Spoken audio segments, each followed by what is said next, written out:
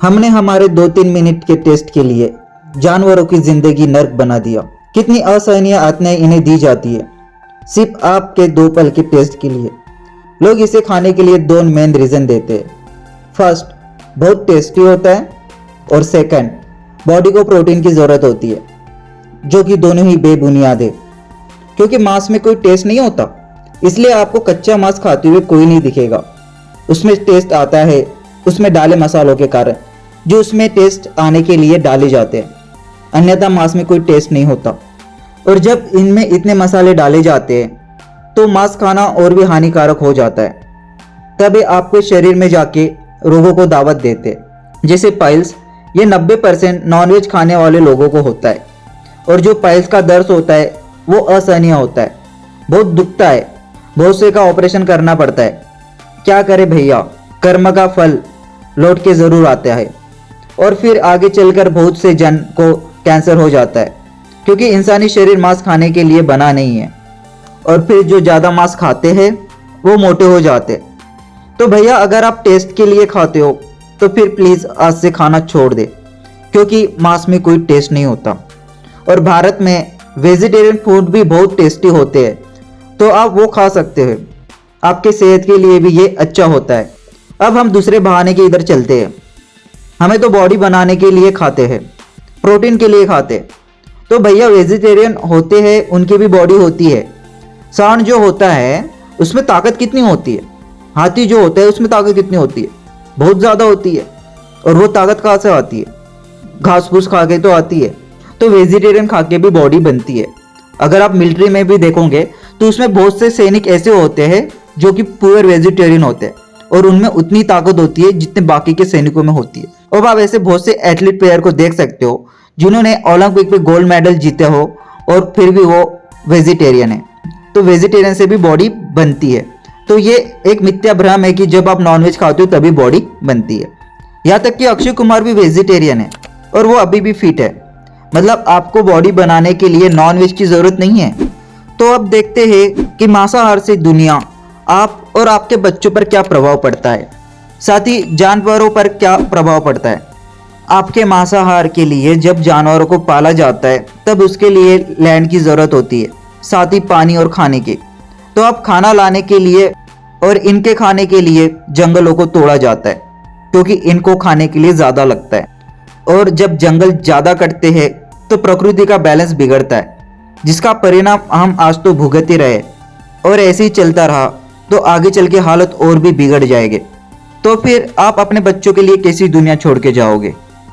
और जब जानवर को काटा जाता है तो उसको साफ करने के लिए सबसे ज़्यादा पानी का वेस्ट होता है। और भारत में अभी भी ऐसे बहुत से ठिकाने जहाँ पे पानी की बहुत ज़्यादा कमी है।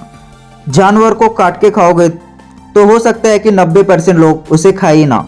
देहरादून में एक व्यक्ति ने मुर्गी को अपने घर पे लाया और उसे घर पे बनाने का सोचा। जब उसने मुर्गी को काटा तो वो बहुत तड़प रही थी। उसके सारे पंख उसके रूम में फैल चुके थे। उस मुर्गी की तड़प देख के वो उस मुर्गियों का मांस खा नहीं सका। जब आपको इन्हें दुकान से खरीदते हो तो आप उसकी वेदना दिखाई नहीं पड़ती। पहले मुर्गा 905 ग्राम का हुआ करता था और 10 से 12 साल जिया करता था। लेकिन अब मुर्गे को इतने एंटीबायोटिक्स दी जाती है, इतने हार्मोनल एंड केमिकल के इंजेक्शन दिए जाते हैं कि उनका वेट सिर्फ 18 महीनों में 2 से 3 केजी हो जाता है। तो वो आपके लिए, सेहत के लिए अच्छा कैसे हुआ। और इसी दौरान जो यातनाएं उन्हें दी जाती है उनकी आप कल्पना भी नहीं कर सकते। जब उनके बच्चे छोटे होते हैं तभी उनकी चोट हल्की सी काट दी जाती है। छोटी सी जगह पर इतने मुर्गों को रहने के कारण उन्हें गंदगी में ही रहना पड़ता है। हार्मोन इंजेक्शन लगाने के कारण वे बढ़ते तो है, लेकिन उनकी हड्डियां कमजोरी रह जाती है। और जब उन्हें वहां से निकाला भी जाता है तो उनके पैर बांध दिए जाते हैं। उन्हें उल्टा लटका कर दुकानों पे, बाजारों में लाया जाता है, और वहां भी उनके पैर नहीं खोले जाते और उन्हें भूखा प्यासा रखा जाता है। मतलब आपके 2 मिनट के टेस्ट के लिए उसे पूरी जिंदगी नर्क से होती हुई गुजारनी पड़ती है। अगर यही आपके साथ होता तो आपको उल्टा टंगा के कोई बाजार बेचने जा रहा हो। फिर फैक्ट्रियों में तो सीधे मुर्गों को खोलते हुए पानी में डाल दिया जाता है। अगर आपको जिंदा कोई खोलते हुए पानी में डाल दिया जाए तो आपको कैसा लगेगा। दूसरे के साथ व्यवहार नहीं करना चाहिए जो हमें अपने लिए पसंद नहीं हो। और जो बड़े जानवर होते हैं उनके साथ जो होता है वो देखा भी नहीं जाता। दोनों हाथ पैर बांधकर गला काट दिया जाता है। फिर आधे घंटे तक वो तड़पते रहता है और वो जब जिंदा होता है तभी उसकी चमड़ी को उसके शरीर से अलग कर दिया जाता है। इससे बड़ी कुर्ता और क्या होगी। जस्ट इमेजिन, कोई खुद के खाने के लिए आपकी नस काट दे और आपको जिंदा हो तभी आपकी चमड़ी निकाल दी जाए, तो आप उस आदमी को हैवान समझोगे। लेकिन आप अपने टेस्ट के लिए, अपने फायदे के लिए उस जानवर को साथ ऐसा कर रहे हो जो मासूम बोल भी नहीं सकता, तो फिर आपसे बड़ा हैवान तो कोई और नहीं हुआ। और जो जानवर तड़पते हैं, मरते हैं, उनकी बद्दुआ भी तुम्हें बर्बाद जरूर करती है। कोई कोई धर्म का सहारा लेते कहते हैं पहले भी तो मांस खाते थे, तो पहले खाने से मांसाहार करना सही नहीं हो जाता।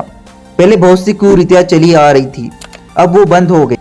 ऐसे मांसाहार को भी बंद करना चाहिए जिसमें हमें किसी बेजुबान को मारकर खाना पड़ता हो। भारत में खाने के लिए बहुत से स्वादिष्ट व्यंजन हैं जो नॉनवेज से भी ज़्यादा अच्छे। आप उसे अपने जीवन शैली में अपनाएं। धीरे धीरे आप में विचारों में भी परिवर्तन आना चालू हो, साथ ही साथ आप स्वस्थ बने रहेंगे। इस वीडियो को शेयर जरूर कीजिएगा। अगर कोई बदलता भी है तो हो सकता है बहुत सौ की जान बच जाए। धन्यवाद।